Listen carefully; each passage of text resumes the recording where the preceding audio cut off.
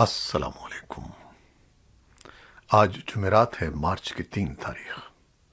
پاکستان میں اس وقت شام کے 7، بھارت میں 7:30، اور یہاں ہمارے اسٹوڈیوز کی گھڑیوں میں صبح کے 9 بج رہے ہیں۔ وائس آف امریکہ واشنگٹن کی اردو سروس سے میں ہوں خالد حمید، خبروں کے ایک بلیٹن کے ساتھ۔ یوکرین پر آج جمعرات کو روسی حملے کا 8واں دن ہے، اور روسی افواج نے بڑے شہروں اور یوکرین سے جانے والے افراد پر گولہ باری کی ہے، جن کی تعداد 10 لاکھ سے تجاوز کر گئی ہے۔ برطانیہ کی وزارت دفاع نے جمعرات کو کہا کہ خارکیف، چرنیہیف اور ماریوپول پر روسی حملوں کے باوجود ابھی ان پر یوکرین کا کنٹرول ہے۔ خیرسن کی حیثیت غیر واضح تھی۔ اس شہر میں روسی فوجیں شہر میں موجود ہیں، لیکن شہر کے کنٹرول کے بارے میں متنازع دعوے کیے جا رہے ہیں۔ یوکرین کے صدر ولودومیر زیلنسکی نے جمعرات کو ایک ویڈیو خطاب میں کہا کہ ہم وہ لوگ ہیں جنہوں نے ایک ہفتے میں دشمن کے منصوبوں کو خاک میں ملا دیا ہے۔ جمعرات کو دونوں فریقوں کے درمیان امن مذاکرات کے دوسرے دور کی توقع کی جا رہی ہے، حالانکہ اس میں ممکنہ پیش رفت کے بہت کم اشارے ملے ہیں۔ پیر کو ہونے والی ابتدائی ملاقات میں مزید بات چیت کے لیے صرف منصوبہ بندی ہوئی ہے۔ یوکرین کی ایمرجنسی ایجنسی نے بدھ کو کہا کہ روس کے حملوں میں ملک بھر میں 2000 سے زیادہ افراد ہلاک ہو چکے ہیں۔ روس کی وزارت دفاع نے اپنی پہلی ہلاکتوں کی رپورٹ جاری کرتے ہوئے کہا کہ یوکرین میں اس کے 498 فوجی مارے گئے ہیں، جبکہ 1500 سے زیادہ زخمی ہیں۔ امریکی وزیر خارجہ اینٹنی بلنکن نے کہا کہ امریکہ اس صورتحال کا سفارتی حل تلاش کرنے کے لیے تیار ہے، لیکن روس کو پہلے کشیدگی کو کم کرنا چاہیے۔ انہوں نے بدھ کو نامہ نگاروں کو بتایا کہ جب اسلحہ اور ٹینک استعمال ہو رہے ہوں تو سفارتکاری کا کامیاب ہونا بہت زیادہ مشکل ہے۔ بلنکن نیٹو اور دیگر اتحادیوں کے ساتھ روسی حملے کے رد عمل پر ملاقاتوں کے سلسلے میں آج جمعرات کو یورپ جا رہے ہیں۔ نیٹو کے وزرائے خارجہ جمعے کو برسلز میں ایک غیر معمولی اجلاس کر رہے ہیں، اور بلنکن یوکرین سے جانے والے پناہ گزینوں کی مدد کے لیے مزید سیکیورٹی اور انسانی امداد پر تبادلہ خیال کے لیے ہفتے کو پولینڈ کا دورہ کر رہے ہیں۔ اقوام متحدہ کے ہائی کمشنر برائے مہاجرین کے مطابق پولینڈ نے گزشتہ ہفتے کے دوران یوکرین سے جانے والے 10 لاکھ سے زیادہ تارکین وطن میں سے نصف کو ملک میں رکھا ہے۔ اقوام متحدہ کے ادارے نے کہا ہے کہ اسے توقع ہے کہ تنازع کی وجہ سے 40 لاکھ افراد یوکرین چھوڑ سکتے ہیں۔ اقوام متحدہ کے ہائی کمشنر برائے مہاجرین فلیپو گرینڈی کا حوالہ دیتے ہوئے وائس آف امریکہ کی مارگریٹ بشیر کا کہنا ہے کہ روس کے حملے کے بعد یوکرین کو چھوڑنے والے لوگوں کی تعداد اب 10 لاکھ تک پہنچ گئی ہے۔ ایک سینئر امریکی دفاعی اہلکار نے بدھ کو صحافیوں کو بتایا کہ روسی افواج یوکرین کے دارالحکومت کیف پر قبضہ کرنے کی کوششیں کر رہی ہیں، لیکن شہر کے مرکز کے باہر رک گئی ہیں۔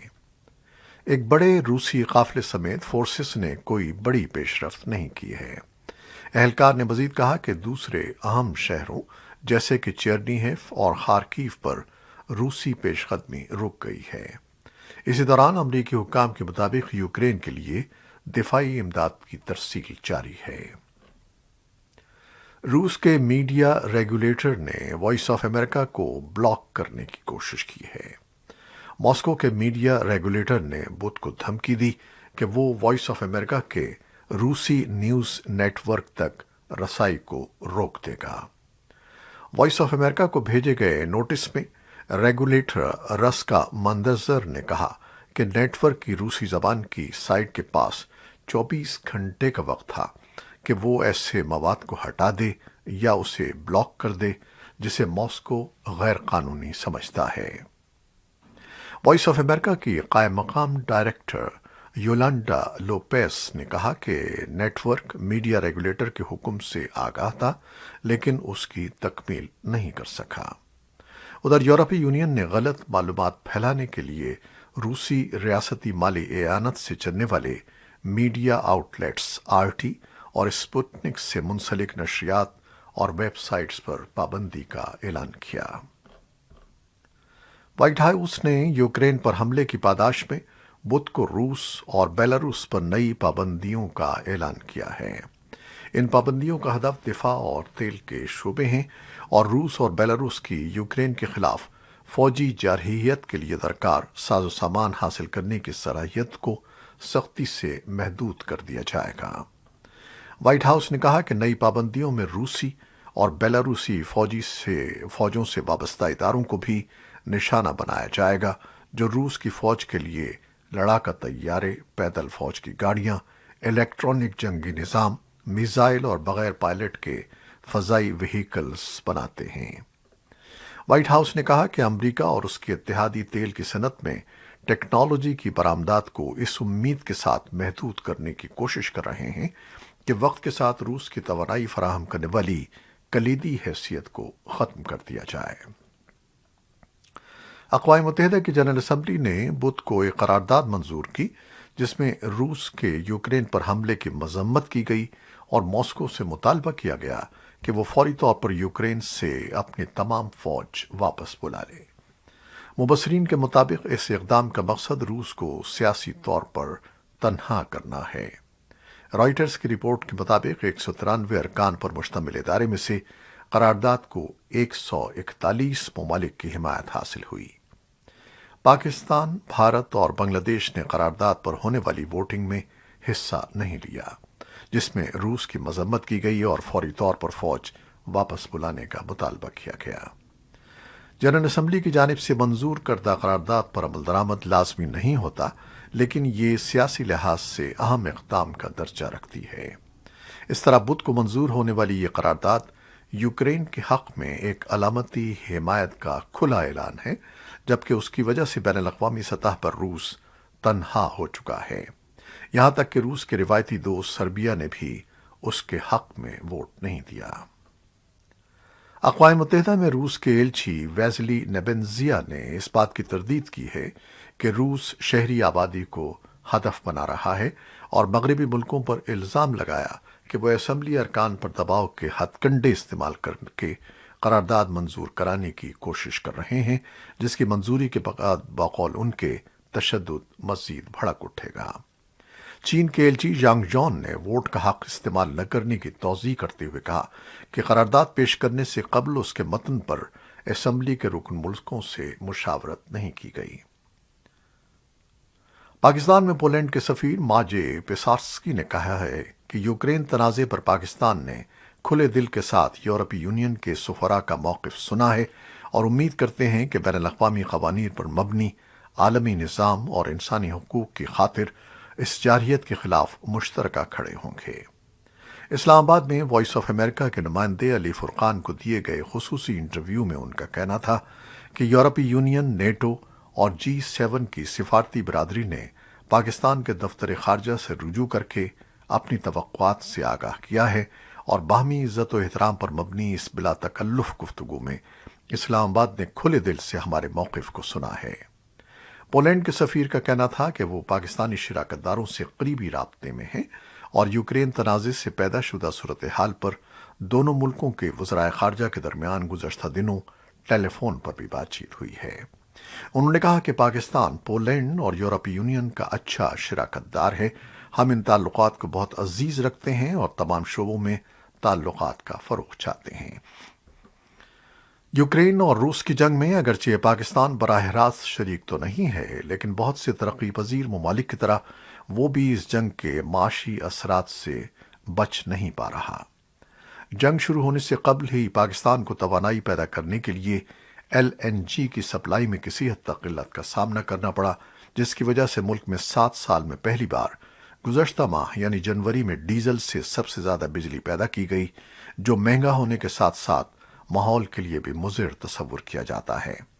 اسی طرح جنگ چھڑ جانے کے بعد عالمی مارکیٹ میں تیل کی قیمت $120 فی بیرل تک پہنچنے کے بعد ماہرین کا کہنا ہے کہ اس کا اثر یقینی طور پر پاکستان کے بڑھتے ہوئے تجارتی خسارے پر مزید پڑے گا اور اس کے ساتھ روپے کی قدر میں بھی کمی واقع ہوگی۔ بھارت نے یوکرین میں طلباء کو یرغمال بنائے جانے کے روسی دعووں کی تردید کی ہے۔ روس نے الزام عائد کیا تھا کہ خارکیف میں جبری طور پر بڑی تعداد میں طلباء کو یرغمال بنایا گیا ہے اور انہیں انسانی ڈھال کے طور پر استعمال کیا جا رہا ہے۔ بھارت کی وزارت خارجہ نے ایک ٹویٹ میں کہا ہے کہ یوکرین کے حکام تعاون کر رہے ہیں اور بدھ کو کئی طلباء خارکیف سے روانہ ہوئے ہیں۔ گزشتہ روز خارکیف سے تمام بھارتی طلباء محفوظ طور پر نکل گئے تھے۔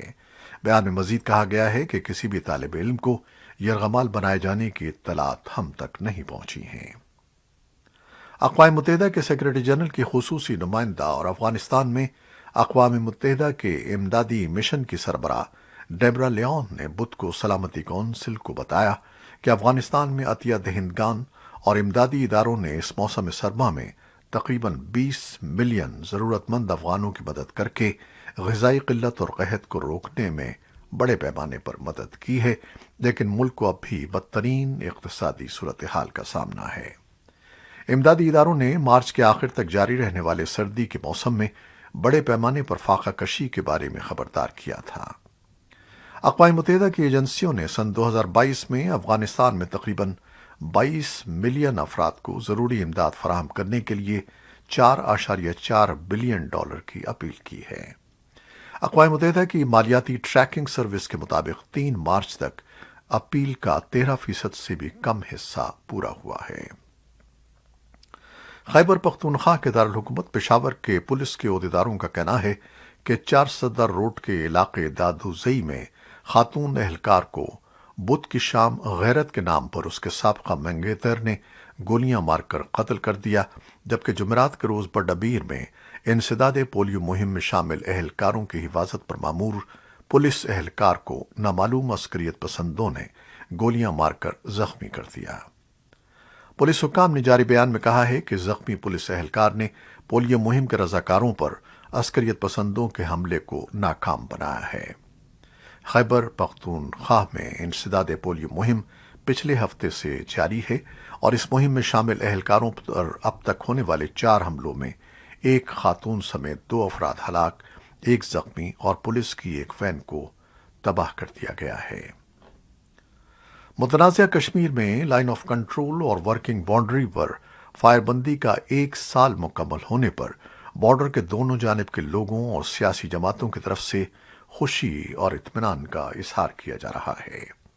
فروری سن 2021 کے آخری ہفتے میں بھارت کے director general of military operations lieutenant general Paramjit Singh Sangha اور ان کے پاکستانی ہم منصب میجر جنرل نعمان زکریا کی طرف سے کیے گئے اس غیر متوقع مشترکہ اعلان کو کہ دونوں ملکوں کی افواج لائن آف کنٹرول اور کشمیر کے دیگر سیکٹروں میں فائر بندی کے سمجھوتے پر سختی کے ساتھ عمل درآمد کریں گی، بین الاقوامی سطح پر بھی ایک خوش آئند قدم قرار دے کر اس کا خیر مقدم کیا گیا تھا۔ اقوام متحدہ کے سیکرٹری جنرل اینتونیو گوتریس، امریکہ، برطانیہ اور کئی دوسرے ممالک نے اسے جنوبی ایشیا کے امن و استحکام کے لیے ایک مثبت قدم قرار دیا تھا۔ اب جبکہ فائر بندی پر 1 سال مکمل ہو رہا ہے، لائن آف کنٹرول کے بھارتی علاقے اڑی کے کئی شہریوں نے وائس آف امریکہ کو بتایا کہ وہ بے حد خوش ہیں۔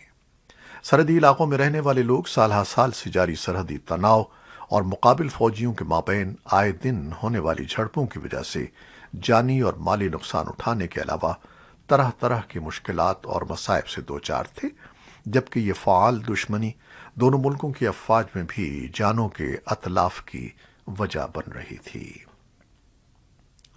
امریکی سپریم کورٹ کے لیے نامزد امیدوار کیٹانجی براؤن جیکسن کے لیے سینٹ میں تصدیق کی سماعت 21 مارچ سے 24 مارچ تک ہوگی۔ سینٹ کی عدلیہ کمیٹی نے بدھ کو اس بات کا اعلان کیا۔ اسلامک اسٹیٹ گروپ یا داعش کی مدد کرنے اور امریکی یرغمالیوں کا سر قلم کرنے میں مدد دینے پر ایک برطانوی شہری کو اس ماہ کے آخر میں مقدمے کا سامنا ہے اور اس کے دفاعی وکلاء کی طرف سے ایک کرد لڑکی کی گواہی کو روکنے کی کوشش کی جا رہی ہے۔ یہ لڑکی داعش گروپ کی قید میں غلام کے طور پر رہ چکی ہے۔ عدالتی دستاویزات میں لڑکی کی شناخت صرف جین ڈو کے نام سے ہوئی ہے۔ اسے سن 2014 میں 15 سال کی عمر میں اغوا کیا گیا تھا اور اس نے کئی ہفتے امریکی کیلا مولر کے ساتھ قید میں گزارے۔ مدعا علیہ الشافی الشیخ پر 3 دیگر امریکیوں کے ساتھ ملر کے اغوا، تاوان اور بالآخر موت میں کلیدی کردار ادا کرنے کا الزام ہے۔ دفاعی وکلاء کا کہنا ہے کہ جین ڈو کی زیادہ تر گواہی غیر متعلقہ ہوگی اور جیوری کے جذبات کو مشتعل کرے گی۔ وائٹ ہاؤس نے کورونا وائرس سے نمٹنے کے لیے بدھ کو ایک منصوبہ جاری کیا تاکہ امریکی اسکولوں اور کاروباروں کو بند کیے بغیر محفوظ طریقے سے آگے بڑھا جا سکے۔ 96 صفحات کے منصوبے میں وبائی مرض کے اس نئے مرحلے کے لیے کانگریس سے اضافی فنڈنگ بھی شامل ہے۔ John Hopkins corona virus resource centre کے مطابق پچھلے مہینے میں امریکہ میں کووڈ سے تقریباً 4.64 ملین کیسز سامنے آئے ہیں۔ جان ہاپکنس کے مطابق تقریباً 66% امریکی آبادی کو اس وائرس کے خلاف مکمل طور پر ویکسین دی گئی ہے۔ یہ تھی وہ خبریں جو فیس بک لائیو پر ہم نے آپ کے لیے پیش کی۔ ہماری ویب سائٹ، یوٹیوب اور پوڈ کاسٹ پر یہ بلیٹن پوسٹ کر دیا جاتا ہے۔ آپ ہمارے بلیٹن کو شیئر کرتے ہیں اور اپنے کمنٹس میں اپنی محبتوں اور دعاؤں کا اظہار کرتے ہیں۔ اس کے لیے ہم آپ کے فرداً مشکور ہیں۔ اپنی ان محبتوں کو اور دعاؤں کو جاری رکھیے گا۔ خالد حمید اب اجازت چاہتا ہے۔ اللہ حافظ۔